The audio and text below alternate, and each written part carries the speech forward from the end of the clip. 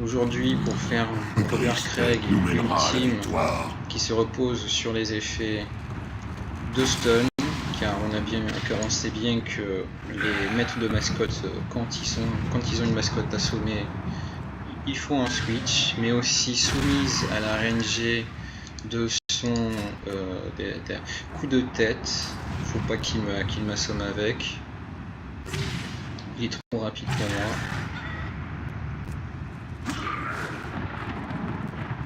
Là, il va le faire. On regarde bien les PV de Baelot.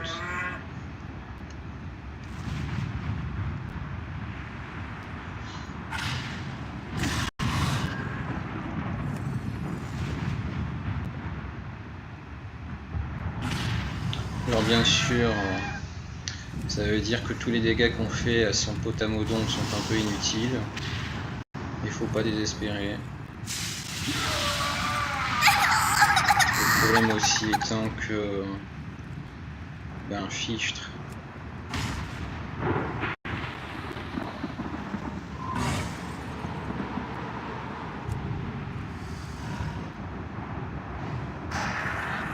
hop, il s'est bouffé un double stun.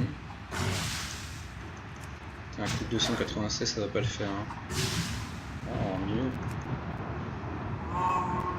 Oh, il me l'a donné. Hein. Il me l'a donné.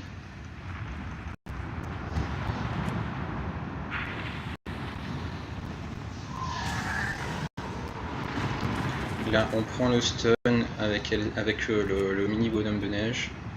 Je veux faire un bonhomme de neige. Parce que le but, c'est quand même qu'elle survive assez longtemps.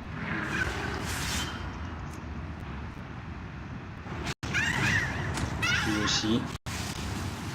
D'où le plongeon, car ça donne un tour d'esquive non négligeable.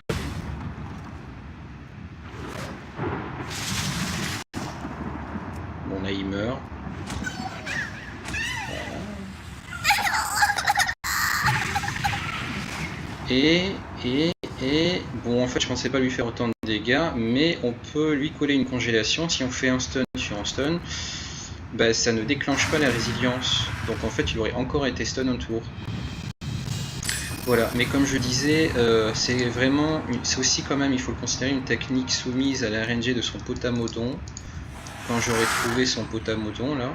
Bref, il ne faut pas subir de stun sur ses deux premiers coups de tête. Il a 25% de chance à chaque fois, autant dire qu'on a une chance sur deux de le réussir avec cette méthode. C'est un peu dommage.